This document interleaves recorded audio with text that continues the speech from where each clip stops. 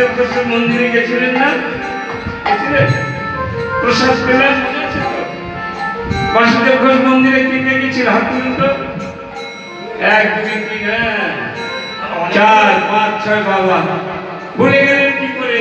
যেখানে প্রসাদ পেলাম ওই বাসুদেব ঘোষ লিখছেন গো তিনি ভক্তি। বাসুদেব ঘোষ যেমন লিখছেন আমরা সামনাসামনি দেখতে পাই, তেমনি বৃন্দাবন লীলা এই সনাতন গোস্বামী, রূপ গোস্বামী, আমি কদিন আগে 6 গোস্বামীর কথা বলেছি না, এনারাই কিন্তু এই বৃন্দাবন লীলা লিখতেন। দেখতেন আর লিখতেন, যা দেখতেন তাই লিখতেন। কোথায় দেখতেন? ওই ধ্যান করতেন, নাম করতেন, যখনই চোখ বুঝতেন তখনই লীলাগুলো দেখতেন। সেই লীলার কথাই বলছে। রাধারো মহিমা কেবল রস সীমা, রাধারো মহিমা কেবল রস সীমা, সমুদ্রে জানো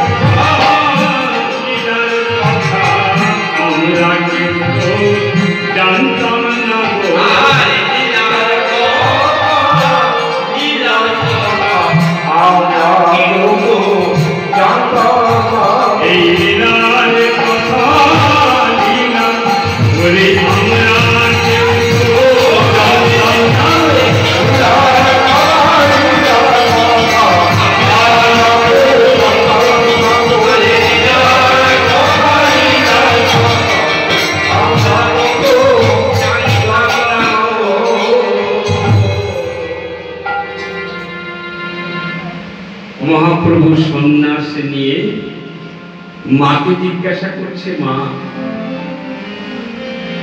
মা আমি তোমার কাছে অনুমতি চাই, তুমি আমাকে বলো এই নবদ্বীপবাসী আমাকে চায় না, নবদ্বীপে আমি থাকবো না মা। আজকে আমরা নবদ্বীপে গিয়ে মহাপ্রভুর কি বড় বড় বিগ্রহ দেখি, নিত্য সেবা দেখি, কিন্তু আমাদের বাঙালিদের একটা কথা আছে না গো, দাঁত থাকতে দাঁতের মর্ম বোঝে না। ঠিক তাই মহাপ্রভু যখন ওই নবদ্বীপে বিরাজমান, তখন কখনো জগাই মাথায় তাকে মারছে, কখনো কাজী তার নাম বন্ধ করছে, চায় না, একেবারেই চায় না। কারণ ব্রাহ্মণ সমাজ জানতো এই মহাপ্রভু যদি এই নাম নিয়ে আসে আমাদের পূজা পাঠ সব বন্ধ হয়ে যাবে। দেখো 4 দিন দুর্গা পূজা হয়, 4 দিন দুর্গা পূজা হয়। সকালে 108টা পদ্ম, দুপুরবেলা একবার তাকে পূজা করা, রাত্রিবেলায় কি বিশাল আরতি, সব ব্রাহ্মণ করবে, বৈষ্ণবের জায়গা নেই, পূজা হয়। তাকে চারদিকে তীর কাঠি দিয়ে সুতো দিয়ে বেঁধে একেবারে নানান ধরনের উপাচারে পূজা হয়। একটু লক্ষ্য করেছেন 4 দিনের দুর্গা পূজায় কত বেলপাতা, কত ফুল, কত কিছু। 9 দিন আমার প্রভু আমাদের এখানে ছিল, কটা বেলপাতা জমেছিল, কত ফুল এসেছে, কজন ব্রাহ্মণ এসে তাকে পূজা করেছে। লাগে না, ব্রাহ্মণ লাগে না। কোথাও এখানে কৃষ্ণ পূজা হবে, কি লেখা হয়? আমাদের পাড়াতে কৃষ্ণ সেবা হবে। জগন্নাথ যে কদিন আমাদের বাড়িতে গরিবের কাছে থাকবে, সেবা হবে, পূজা নয়। এই জগন্নাথকে যদি স্টাবলিশ করতে পারে মহাপ্রভু, তাহলে ব্রাহ্মণদের সব হাড়ি পুরি শিকায় উঠে যাবে, আর পূজা হবে না। এই 4টে গামছা চাই, 10টা ধুতি চাই, 15টা কলা চাই, এসব হবে না তো। তার সঙ্গে সঙ্গে দক্ষিণাটা শেষে লেখা আছে 5 টাকা দক্ষিণা। ব্রাহ্মণ সমাজ সবাইকে বললেন যেভাবেই হোক এই নিমাইকে, জগন্নাথ বিশ্বের একটা তো চলে গেছে, আর এইটাকে যেভাবে হোক মেরে ধরে। মহাপ্রভু আমার সন্ন্যাস নিয়েছেন, তিনি নাম প্রচারক। ভক্তদের খালি বলতেন খোল কর্তাল পয়সা নেই, দরকার নেই। অনেক লোককে ডেকে সেবা দেবে, পয়সা নেই, দরকার নেই, শুধু নাম করো। কর্তাল কিনবে, পয়সা নেই, দরকার নেই, হাতে তালি দিয়ে নাম করো, ঠিক না? কিছু দরকার নেই।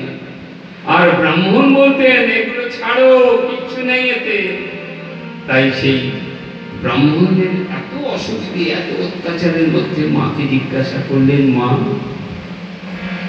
তুমি আমাকে বলো, নবদ্বীপে তো আমি থাকবো না, আমাকে থাকতে দেবে না, আমি কি বৃন্দাবন চলে যাব মা?